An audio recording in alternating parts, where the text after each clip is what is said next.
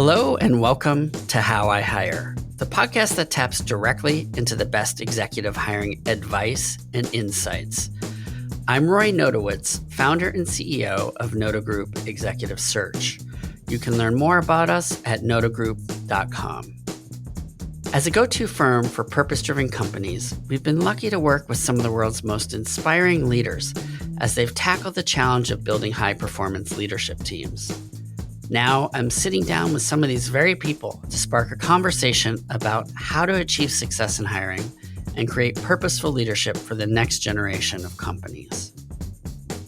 Today, I'm joined by Ben Steele, the former Chief Customer Officer for REI. For over 10 years, he's led marketing, digital brand strategy, customer insights, customer experience, merchandising and product, and creative. Ben joined the co-op as a Chief Creative Officer in 2014, and then in 2018 became the company's inaugural Chief Customer Officer. Ben speaks about making strategic decisions in marketing, hiring, and inclusivity to demonstrate brand values and beliefs in action. We also get into the importance of focusing on and understanding the consumer, the challenges of forging the new Chief Customer Officer role, and how to navigate the ever-changing context of customer experience. Ben, thanks so much for joining us on the podcast. It's great to have you here. My pleasure. Thanks for having me. Let's dive right in. Let's talk about your career path and the journey that's led to where you are today. I started my career on the consulting side. I began in advertising agencies and brand and design agencies, and I got through that experience the opportunity to work with a lot of different companies in a lot of different sectors and a lot of different brands, and really found myself more and more drawn to the central questions those brands were asking. So I loved writing ads. I loved radio and TV and print ads. But what I loved more was spending time with the leaders in the business, trying to answer what made them special, what made them different, what made them compelling to the customer. That information, that insight, those decisions are what ultimately led to those creative expressions. But more and more of my time was upstream in the brand strategy space. And I found myself leading an agency here in the Seattle area, a great agency that I was proud to be a part of, and assuming my whole life would stay on the agency side. And for the second time in my career, found myself working with REI. I had done that as a baby copywriter and thought it was the coolest client in the world. And then as REI had a new CEO enter the business, we were doing some work consulting with them, and conversation about what they should be looking for in a marketing or brand leader evolved into an opportunity. And so for the last 10 years, I went from having big, bright ideas outside of a business that I thought were really smart and then never actually manifest in anything, to being inside a business and realizing, holy cow, you've got so much to learn. And for those ideas to actually sprout and flower, you really need to understand what they mean to the core of that business. And REI was an incredible place to do that. It's an incredible brand, passionate people, passionate customers and members, and the chance to help REI express itself and share what made it so special and different was an incredible gift. And now thinking about, okay, how do I take what I've learned there and what I love about those central questions, what I love about centering on the customer in that experience, and find the next great place to continue that adventure. That's awesome. You've done some incredible work there. No, thank you. Yeah, I'm excited to see where you go next. And where did you start when you came in? I mean, a lot of good stuff was already happening. Yeah, that's the first thing. The first thing I'd say is that you start by assessing what I knew to be true as a long time member and a big fan of the brand. Sometimes when you're consulting on the brand side, you're looking around and saying, God, what am I going to make up? What story can we make up? REI was the opposite. It was like, turn over a rock and there's gold. Turn over a rock and there's gold. So it's more a question of what choices you're going to make. I started in a pretty simple place. We put co-op back in the logo. REI had removed the co-op from its logo in the 90s. And that was both a symbolic decision, but also an impactful decision, because the impetus to talk about what makes this a unique proposition went away. And, REI is, I'll just say for folks who don't know, the largest member-owned consumer co-op in the country. And that's something to be proud of. But putting co-op back in the logo forced us to talk about, what does it mean to be a co-op? What does it mean to be a member-owned community? What does it mean to be a community where 26 million Wow. folks. Now, today, I think it was closer to 17 at the time, where 14, 15,000 employees come together to achieve more together than they do alone. That started a series of conversations and a series of internal discussions, and eventually led us to ask big questions like, what would a co-op do in the following contexts? And one of the big next things we did was, what would a co-op do on Black Friday? And what it turns out we decided was, co-op wouldn't be open on Black Friday. In this case, a co-op would pay its employees, every employee, to go outside that day. And instead of managing throngs of eager and overeager consumers, we would still serve their needs. We'd still take those orders online, but nobody was going to be there. Nobody in the DCs, no one in the offices, no one in the stores. That became a really powerful moment for us to demonstrate our beliefs in action and to demonstrate to ourselves and to the world, well, what makes this co-op different? How did you translate the brand and culture through the employees and the employee base? How did you bring that to life? Well, very literally, that first year of Opt Outside back in 2015, we had one metric, and that metric was literally employee excitement and engagement. Anything else that happened was gravy. And first of all, the success of Opt Outside exceeded all of our expectations. And I think, we can look back and look really smart on it now, but we didn't know if it was going to work. We didn't know what the hell, if anybody was even going to care.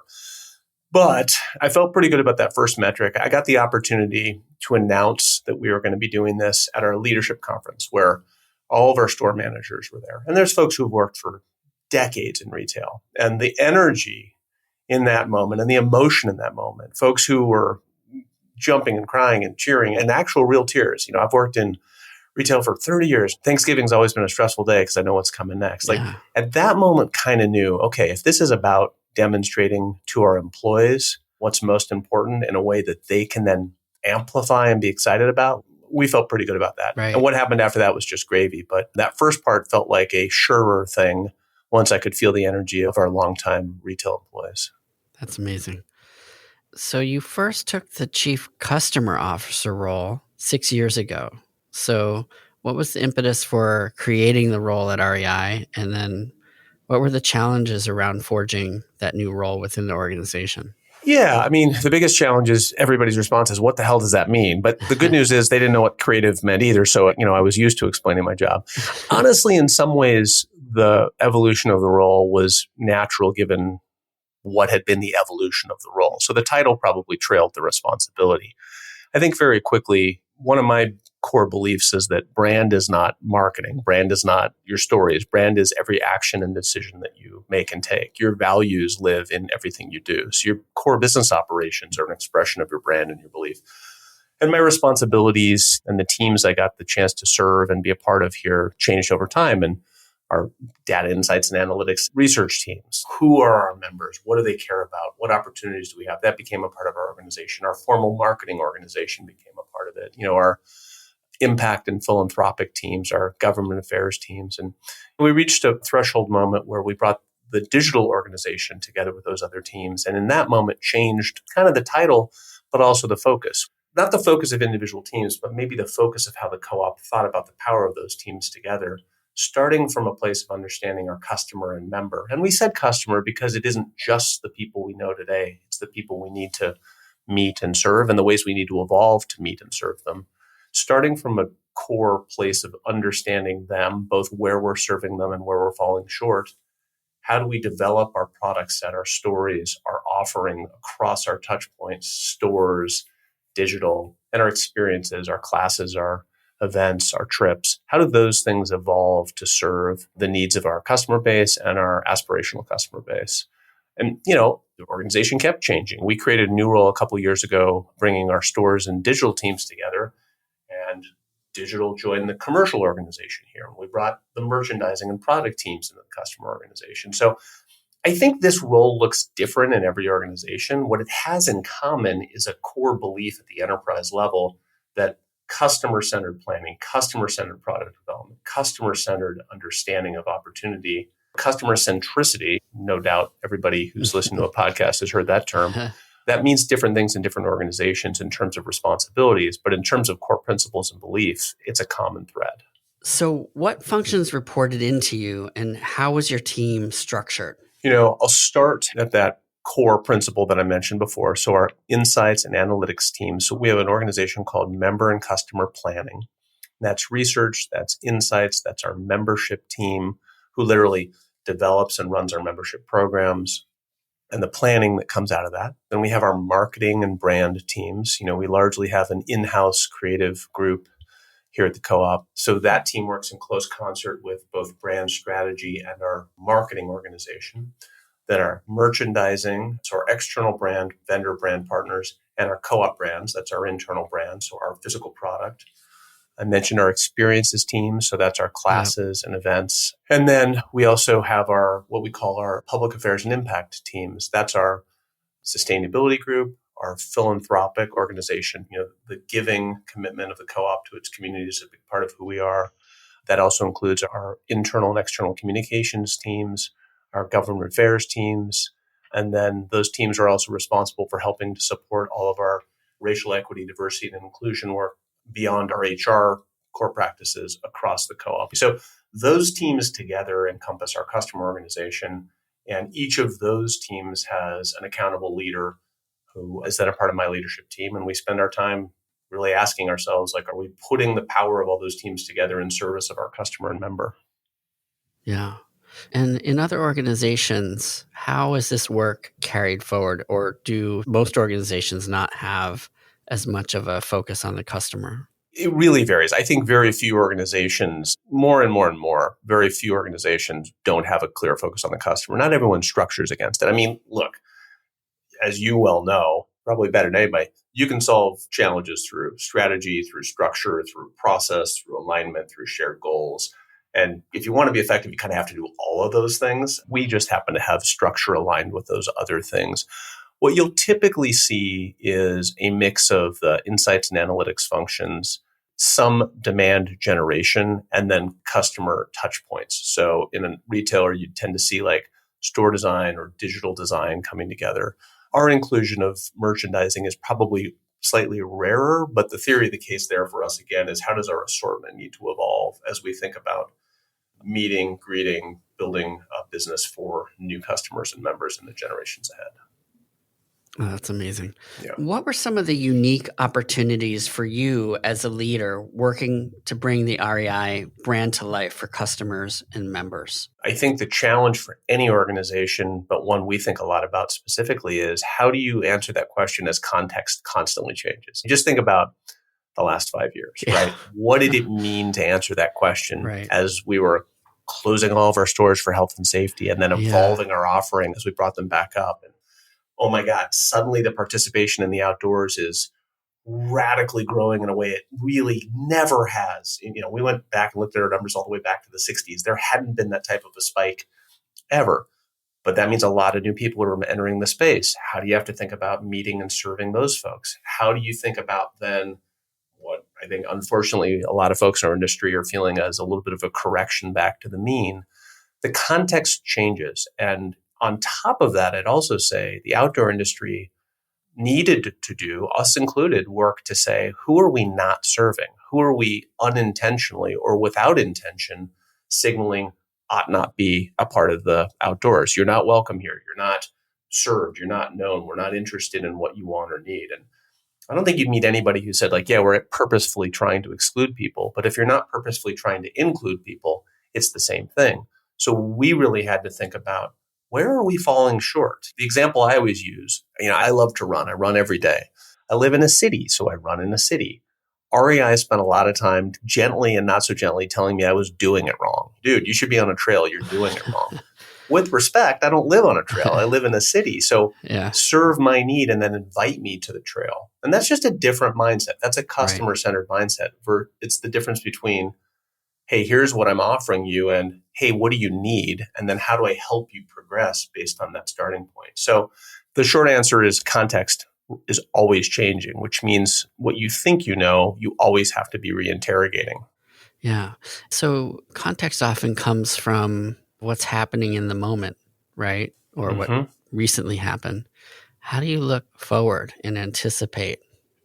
Yeah. I think the very simple answer is you do research, you look at trends. And I think maybe subtler answer is you just be really curious about the world and you try to build that culture into your teams, really interested in what's happening in another industry or what's happening in another context that may eventually come our way. Maybe I will stump for being an English major for a moment. This notion of trying to see the world through other people's eyes and understand other experiences is a good mindset for business people, I think, to really understand, like, where is the market going? Trend will only get you so far. Trend will tell you how to do what you've done before a little bit better, a little bit different. But looking at opportunity, looking at trend more broadly will say, where might we be a year from now? And again, you can oftentimes just ask the customer, what are you interested in doing? Where do you feel like we're falling short? And a lot of times people will tell you, if you ask people what they want, they say they want a faster horse, not a car. But if you listen closely enough, you can intuit maybe something new out of the unmet desire. Interesting. So what do you love most about your work as a chief customer officer? Yeah, like we've discussed, it's a little bit of a different role in every place. I think the thing that is always true, and it's up to the person in that role to help make it true in partnership with other people, is centering on what makes the customer care, right? That's everything from, again, what makes you special, unique, and different as a company or proposition. In most cases, the thing you offer is not you're the only person who offers it. So you have to give people a reason to choose you. And that starts with understanding what that customer cares about. Yes, it's about the customer you already have, but it's equal parts about the customer that you don't. How do you understand what's core to them? How do you keep that in balance with what's core to you? How do you evolve and change and adapt to the needs of that customer base as they change without losing who you are?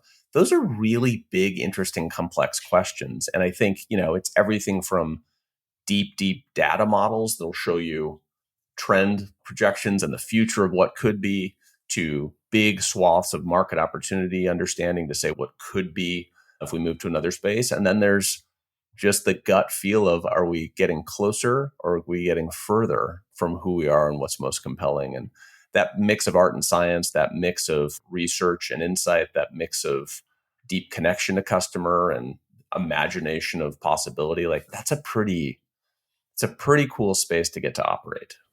So let's talk a little bit about the last 5 years or so. How Are you sure? What if we talked about the previous 5 years? So I think it's interesting. So how did you adapt and evolve through let's call it the ups and downs of the last 5 years? We were one of the first, if not the first, national retailers to close our doors because we didn't know in that moment how to keep our people safe or how to keep our customers safe. And we took a little while to figure it out. And, we came back with some really strong health and safety guidelines that I think also then forced some innovation inside of the business. We had to figure out a scalable solution for curbside. We had to figure out a scalable solution for buy online, pick up in store. We had to figure out capacity to take our business from, let's say, 25 to 30% online to 50 to 60% online. Like, there was a lot of really radical change just in terms of the model and shifts we had to make that model work. On the back end of that, we're also suddenly a distributed workplace in the same way everybody else is. So you're trying to figure out, how do we effectively work and partner in a remote or hybrid environment versus a physical location and HQ. So all of those things happen simultaneously. That's not unique for us, but I would say we were probably behind a lot of other omni retailers in terms of having some of those capabilities online. Really good work had been happening so that when we had to push into those, teams weren't starting from scratch. And maybe we caught up to the good work teams were doing. But we stood some of those solutions up from not being available to the customer to being available to the customer in months and in sometimes weeks. And that was important because that meant we could continue to be in business. That's great. Is the chief customer officer role more common in larger consumer-oriented companies? We talked a little bit about how this might come to life in other organizations, but what are some of the other ways that companies might structure roles to accomplish similar outcomes? I think it's probably most common in the technology space and probably most common in consumer-facing technology companies that tend to have like a membership or subscription type base. I think in a lot of organizations, understanding acquisition, retention, prevention of churn of a member is the core business proposition. If you're at a Netflix, you're thinking about dwell time with the customer, you think about retention of the customer, you think about acquisition of the customer, and you're centering a lot of your business around that. Maybe a little less common in retail, not because customers less important. We're pretty front and center about the fact that membership is the core product of the co-op. Now, it's a lifetime membership and it's a hell of a value. So it's a slightly different proposition than a Netflix, but we still have to have the mindset to say membership has to be the vessel that brings all the goodness of the co-op together and keeps someone engaged or makes someone believe that the co-op has value and they're going to step into that relationship. So that mindset is probably what drives us to this model more than the sector that is retail. So how did being part of a co-op inform or influence the way you led or collaborated and made decisions internally? Yeah, I think in our best moments, what a co-op allows you to do is to think longer term and in a more complex way about what success looks like. We are not publicly traded. We don't have PE sitting on top of us. And while those are not bad things, those things have weight to them and the quarter matters. And ultimately, maximization of profit is job 1, 2, 3, and 4. More companies over the last few years have probably caught up to what the co-op thinks about. We think about a quadruple bottom line: our employees, our members, our business, and society. And if one of those things is successful when the others aren't, then it's not success. What a co-op does between our profit sharing and the member reward or dividend that we distribute back to our members, our commitment to philanthropic giving, our commitment to investment in creating a more inclusive outdoors, that's a really good way to make an impact, but it means that every dollar is very, very divided before it gets to the bottom line. So you're running on a thinner operating model, which means you got to be really, really compelling to the customer and you got to be really, really efficient with your operations. And I think that's an ongoing body of work and sometimes struggle for every company. And that's very true for REI as well. Well, for a lot of retailers, it's a struggle to be profitable. So adding on to that, other investments that you're making. There's a lot of dollars that get spent before we run them through the P&L. Yeah. So how does that influence how decisions are made internally? Is there any other insight around that? Yeah, I mean, again, I think the most demonstrable way is probably asking that longer term question, asking that multiple constituents or multiple impacts framing when you think about success. In terms of the practicalities of a day-to-day business, we still got to make money. We still got to pay our bills. We still do the disclosures that a public corporation would do. So I think if you show up as an executive or a leader or anybody in the team here and you're coming from high up in another business, you'd kind of say, well, most of my day feels exactly the same. I think you'd find in some of the strategic planning and some of the maybe more nuanced discussions of what success looks like, that's where the difference would really sit. Now, my hope, though, is that as a consumer or as an hourly employee at the co-op or as somebody who experiences our business in situ every day, you feel a lot of differences. You feel a lot of things that are unique and special. As a co-op, you have a lot of constituents. You have a lot of stakeholders, including, I'm assuming, the vendors. And so how does the co-op mindset translate to the way that vendors are integrated or collaborated with? There's a lot of different structures that our vendor community falls under. Everything from a Patagonia, who really is dedicated that their purpose is saving our home planet here, to companies that are owned by private equity, to publicly traded organizations. But the shared purpose and belief in the power of the outdoors, the importance of the outdoors, the sustainability commitments that this industry makes, I think, ahead and above of others, and increasingly a commitment to being a more welcoming and inclusive space means that a lot of our values that probably have a longer legacy at the co-op than some other places are increasingly shared by our partners.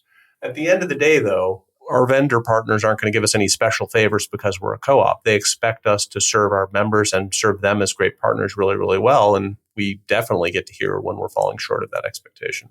That's great. I'm sure you do. Yeah, no, I do. I can send you some emails if you want. So can you share an example or two of competencies that you've identified as important to nurture and develop within the teams that you lead? Yeah, absolutely. I will say that quadruple bottom line is probably a good proxy for a skill set that I think is really important, which is the ability to manage ambiguity, the ability to solve an equation where multiple things are true. and the ability to have to think about things in multiple timeframes. You've heard me say a couple times, at our best, we're longer term thinkers.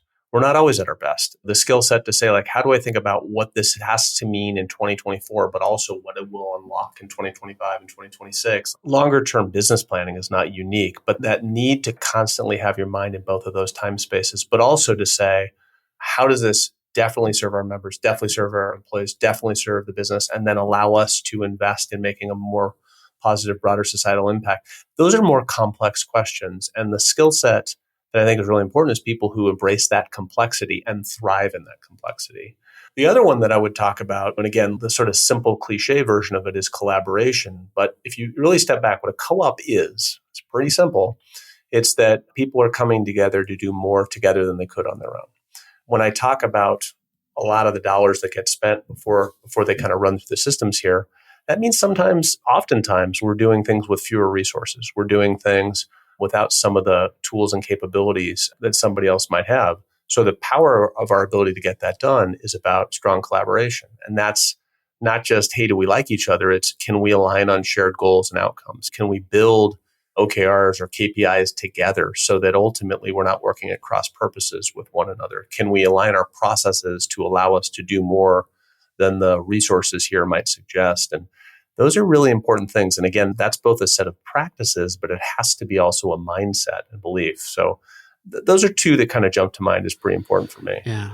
You don't have to be an outdoor expert to come here, but you have to care about this mission and purpose.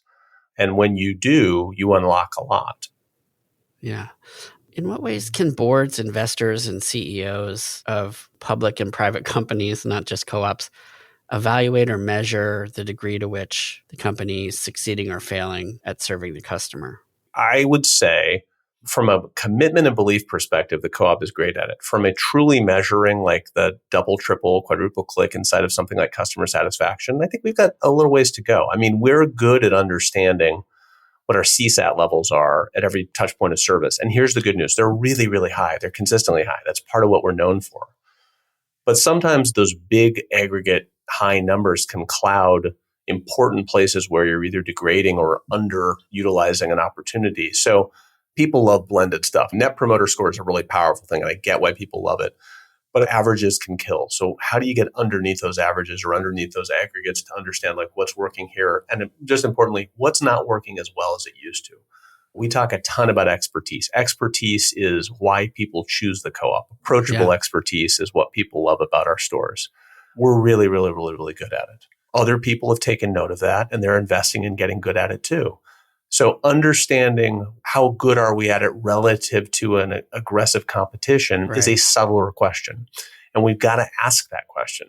You know, if somebody's choosing a competitor instead of us, we really have to be able to understand why. And this is a marketplace that's been super challenged for the last couple of years. A lot of discounts, right? Everybody had more inventory than they wanted, so there's a lot of discounts. It's easy to say they're just choosing the lower price. You might be right, but you should ask the next question too, to make sure that there isn't something else hiding under that price as an indicator. Wow. And to what extent have customer needs and behaviors changed over the past few years? I mean, it's been an evolution on that side of things as well. I mean, radically. I would say, again, going back to the 2021, 2022, the customer need was literally everybody in America wanted a bike. They wanted an outdoor pizza oven. Everybody wanted inventory. And I think the need was not, hey, can you curate the finest collection of X, Y, or Z? It was, can you get me X, Y, or Z? And that's dangerous, right? Because we're a specialty retailer. So curation is our specialty. You got to be careful about how much muscle you lose as you step into that new behavior. I think on the other side of that, though, you know, what has really, I think, evolved is that I think for a long time, the outdoor industry made people feel when you're an expert, you're ready to come see us. And I think a lot of people sort of realized, hey, this thing you talk about hiking, it sounds a lot like walking. I know how to walk. Do I necessarily need specialized gear to do that? And the answer is, well, no, you don't. But if the terrain gets a little steeper or a little bit scramblier, these boots could help you. And actually, I see you're carrying that big giant jug of water, but this backpack could help you. And again, that's a different mindset, but you got a lot of new participants in a lot of spaces. And their assumption is not, hey, I need to go unlock your expertise in order to do an activity. So our mindset has to be, how does our expertise add value to something that you've stepped into? Maybe the last thing I'd say on this front is, again, there are millions of folks in America who have not felt welcome in the traditional definition of like outdoor recreation. We are, I think, as an industry, only beginning to understand where we've fallen short, but also what the needs and desires of a population, a customer, a community that you haven't served actually looks like. And your danger there is to assume that it looks just like what you've been doing before. So what you really have to do there is ask and start from a place of, I think, both humility and curiosity. So what are some drivers or factors affecting the current market beyond some of those things you just mentioned? Yeah, I mean, I think price and value can't be overstated. If you're a customer, the broader retail space, and I'll speak specifically of ours, but we're not the only one, has really trained you that you can get it on discount. I think we have to really move to a mindset of, why would you want to pay full price? Nobody wakes up and says, I'd love to pay full price for that thing. But if you tell someone what's great about something, if there's true innovation driving newness, if there's true scarcity and desire and great design and smart product, people are willing to pay full price. And I think right now, the marketplace is consistently saying, when you show me value, I'll listen to anything else that you want to say. So tuning that mix between value, which matters, and matters when it's ubiquitous in the marketplace, but also innovation and specialness and newness, you got to get those things in balance. And that's a real challenge right now. Totally. So what predictions do you have for the future of retail, and what changes should we expect to see in the next 5 years with AI and all these other elements coming together? Well, I mean, I will say the death of retail just keeps getting reported. And I think the future of retail is brighter than is sometimes stated. That said, I think it is easier than ever for a brand to disintermediate a retailer. Direct-to-consumer brands can do, in a faster and more agile way, a lot of what aggregate retailers can do. So I think as a retailer, you have to be asking yourself, what additional value am I adding? Again, there are very smart people a long time ago here at REI who put a lot of the foundations for that answer in place. REI is more than retail. It is about experience. It is about expertise. It is about purpose and impact.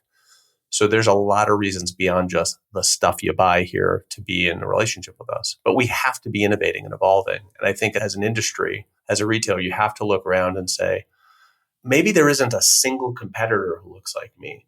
But if I look at all the different potential disintermediary interrupters between the consumer and me, in total, can I compete with them? And if I can't, how do I need to think differently about my offering? So I think that's really, really, really important. I also think that's a lot of what the future looks like. I think it looks like a lot of direct relationships between brands and consumers. I tend to think this stuff is a little bit cyclical, right? So it's the unbundling of cable. You know what I'd really love to have is 55 unique streaming services. Actually, wouldn't it be cool if there was like a single streaming service that put all these things together? And it's like, yeah, you just reinvented cable. That'll happen a little bit, I think, in retail as well. At a certain point, I don't necessarily want to experiment with 55 Instagram brands. I do appreciate the validation of a specialty retailer saying, these are good things that I stand behind. But that's not enough. We really have to try to compete and win with those brands individually, and then lean hard into what a retailer can bring to the table uniquely. Yeah, and to keep searching for those new and innovative brands to add into your mix. And to invest in them. The thing a big retailer, big. REI is a big retailer in the outdoor space. In the grand scheme of retail, we're not that big. But in the outdoor space, we can invest in and incubate a small brand and put it in front of millions and millions and millions of consumers. And in doing so, we can help build brands and help build even new categories. And we take that really seriously. That's a big responsibility. But it's something we can do at scale that an individual brand can't do on its own. We have to talk together about how we can help amplify or platform their innovation, and in doing so, grow their opportunity. And if we have shared values and purposes, all the better, because a lot of folks in this space do again. But that's just a different mindset between let's go find something. It's got to be let's go build something. And you have that great incubator. Yeah, Path Ahead Ventures, an incredible program. A great leader here named Susan Viscon leads it. And this was really focused on, when we looked hard at this industry, less than 1% at the time of founders in the outdoor space were founders of color. And the commitment to invest in helping to change that and support founders who were doing this good work and needed expertise or help platforming, but frankly had the awesome idea and innovation on their own. They didn't need us for that. But there were things that we could do to help support and serve them. Path Ahead Ventures is dedicated to that. And it's been awesome to see positive impact in just a few years. I've met a few of those entrepreneurs and they're inspiring for sure. I agree. And they've made our assortment better. I mean, there's incredible products that we wouldn't have on offer to our members and customers without having built those relationships. So where do you get your industry news or convene for professional development and networking in the customer consumer space? This is it. This podcast. I'm hoping that this bears a lot of fruit. No.